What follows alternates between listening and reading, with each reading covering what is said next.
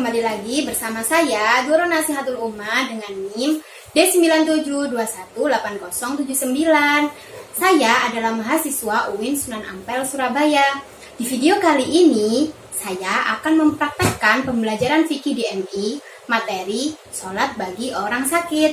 Jangan skip videonya ya.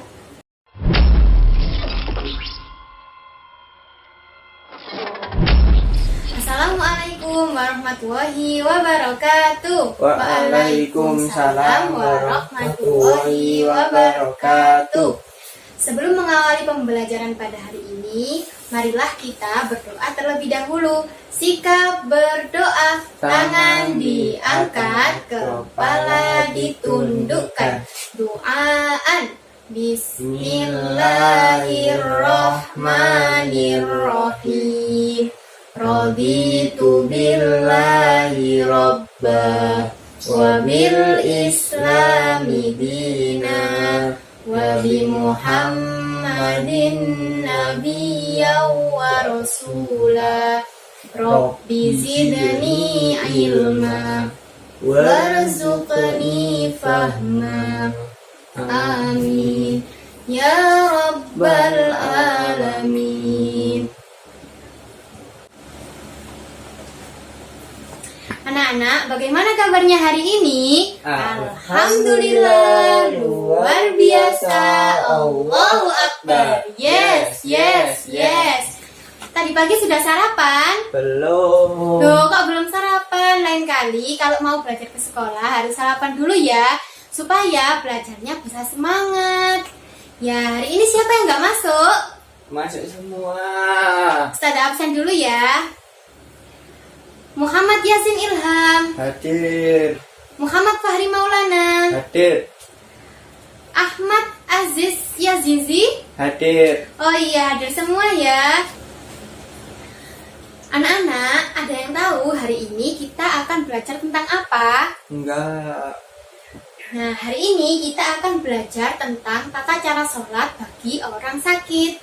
Mengapa sih kita harus belajar tata cara sholat bagi orang sakit? Manfaatnya nanti kalau kalian sudah belajar tentang ini, kalian bisa melaksanakan sholat dalam keadaan apapun, baik saat sehat ataupun saat sakit. Karena sholat adalah rukun Islam yang keberapa? Yang kedua. Nah, sholat itu termasuk kewajiban seorang muslimin. Kalau kalian melaksanakan sholat dalam keadaan sehat ataupun sakit, kalian akan mendapatkan pahala. Dan tentunya kalian akan disayang sama Allah. Tujuan dari pembelajaran materi sholat bagi orang sakit, yang pertama, nanti diharapkan kalian mampu menelaah dasar hukum melaksanakan sholat bagi orang sakit. Yang kedua, kalian mampu menganalisis tata cara sholat bagi orang sakit. Yang ketiga, kalian mampu menguraikan hikmah-hikmah melaksanakan sholat ketika sakit. Dan yang keempat, kalian mampu mendemonstrasikan tata cara sholat bagi orang sakit. Jadi, pokok-pokok materi yang akan kita pelajari pada hari ini ada berapa? Ada tiga. Yang pertama, dasar hukum melaksanakan sholat ketika sakit. Yang kedua, tata cara melaksanakan sholat ketika sakit. Yang ketiga, hikmah melaksanakan sholat ketika sakit. Pinter. Nah, sekarang Ustazah ingin kalian membuka buku ajarnya dulu. Ayo dibuka buku ajarnya. Di halaman pertama ada apa itu? Menyanyi. Ya, hari ini kita akan menyanyi. Kita akan menyanyi tentang apa? Sholat. Tentang marilah kita sholat. Siapa yang tahu lagu naik ke puncak gunung? Enggak ada. Loh, masa gak bisa lagu naik ke puncak gunung? Ayo kita nyanyi bersama-sama aja ya. Ustazah contohin dulu apa langsung? Langsung. Ya udah, ayo kita nyanyi bareng-bareng ya. 1, 2, 3. Ayo kawanku sayang, marilah kita sholat. 1 hari 5 kali sujud pada Ilahi. Meski sakit tetaplah sholat, anjuran Rasulullah. Bisa duduk bisa berbaring, bisa tidur terlentang. Tepuk tangan. Nah, setelah kita bernyanyi, coba kalian amati pada buku ajar. Di situ ada gambar apa?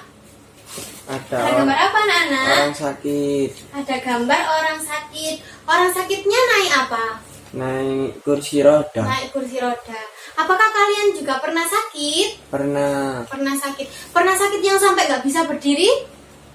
Pernah. Pernah. Kenapa kok bisa kayak gitu? Habis apa?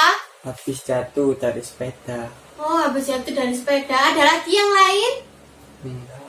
Oh, nggak ada. Ya udah. Sekarang Ustazah pengen tanya sesuatu. Ketika sakit gak bisa berdiri, gimana cara sholatnya?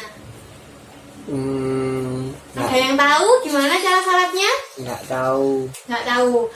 Makanya hari ini kita akan belajar tentang tata cara sholat bagi orang sakit yang sudah gak bisa berdiri. Nah, setelah mengamati gambar pada halaman 34, sekarang pada halaman 35 ada dasar hukum melaksanakan sholat ketika sakit. Dasar hukumnya berupa apa? Berupa hadis. Ya, sekarang Ustazah bacakan hadisnya.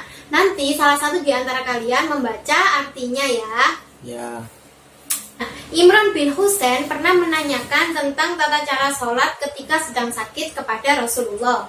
Rasulullah pun bersabda, kanat bibawa siru fasa'altun Nabi sallallahu alaihi wasallam Allahumma shalli wa sallim wa barik alaihi anis sholati faqala sholli qa'iman fa illam tastati' fa qa'idan fa illam tastati' fa'ala jambin. Riwayat Bukhari. Coba sekarang Mas Fahri artinya dibaca. Artinya, saya Imran bin Husain sakit bawasir.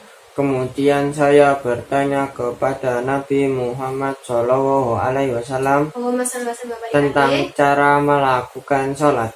Maka beliau bersabda, sholatlah dengan berdiri. Jika tidak mampu, hendaklah dengan duduk. Dan jika tidak mampu duduk, maka dengan berbaring. Pinter. Sekarang Ustazah akan menjelaskan isi kandungan dari hadis yang sudah kita baca. Nah, dalam hadis tersebut dijelaskan Imran bin Husain pernah sakit bawasir. Sakit bawasir itu adalah sakit yang tidak bisa duduk berlama-lama atau sering kita sebut dengan istilah ambeien. Nah, ketika sakit ini Imran bin Husain itu bingung harus melakukan sholat dengan cara apa. Akhirnya beliau pergi ke Rasulullah untuk bertanya. Dia bertanya kepada Rasulullah, bagaimana cara aku melaksanakan sholat sedangkan aku sedang sakit ambeien? Rasulullah pun menjawab, sholatlah dengan berdiri. Jika tidak mampu, dengan duduk. Jika masih tidak mampu, dengan berbaring. Artinya, sholat bagi orang sakit itu dapat dilakukan dengan berbagai macam cara, sesuai dengan kemampuan yang dimilikinya. Apabila orang tersebut mampu sholat dengan berdiri, maka sholatnya dengan berdiri. Apabila mampu dengan duduk, maka sholatnya dengan duduk.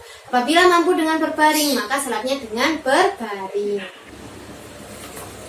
Sekarang, materi yang kedua yaitu tentang tata cara sholat bagi orang sakit. Nah, di sini Ustazah sudah membawa media. Media ini namanya adalah media puzzle tata cara sholat bagi orang sakit. Nah, puzzle ini nanti bisa kalian mainkan. Namun, sebelum kalian memainkan puzzle ini, terlebih dahulu Ustazah akan menjelaskan materi-materi yang ada di dalam media ini.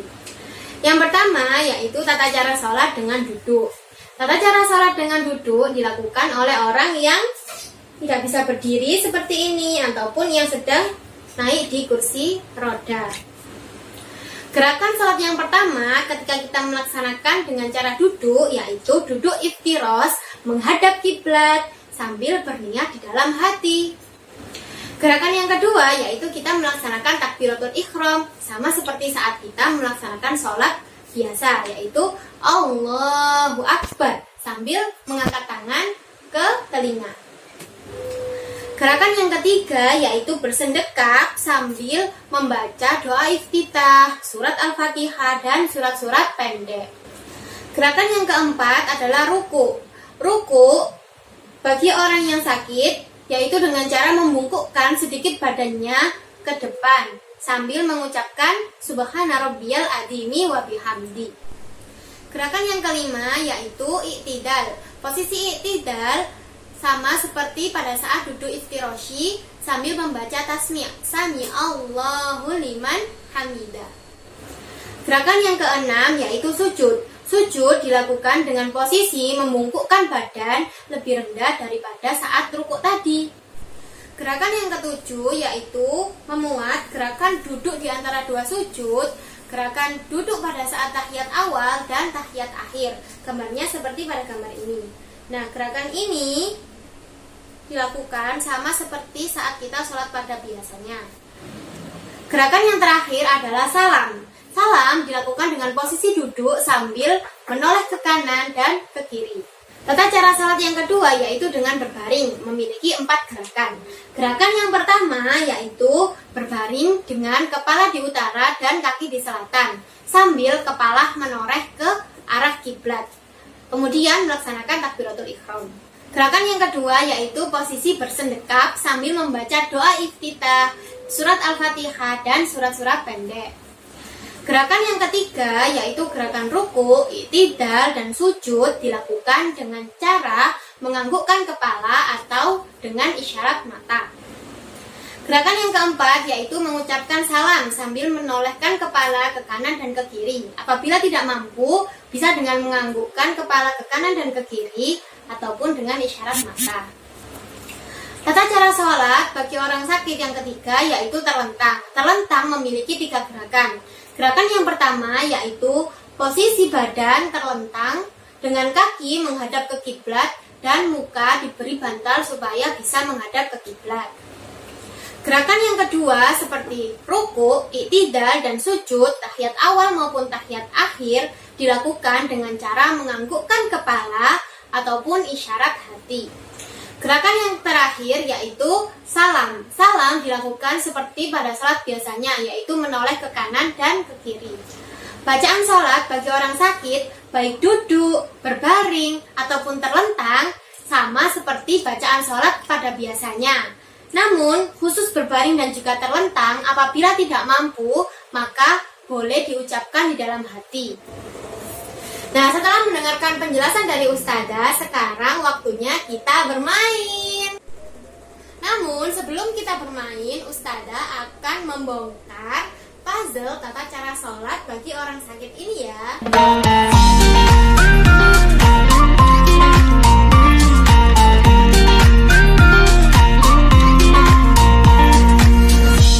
I could never let you go.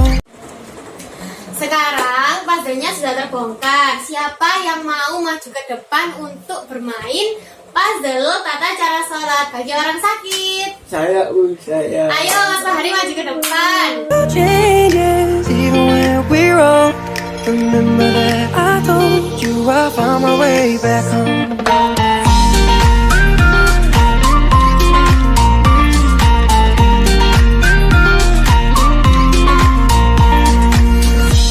I could never let you go.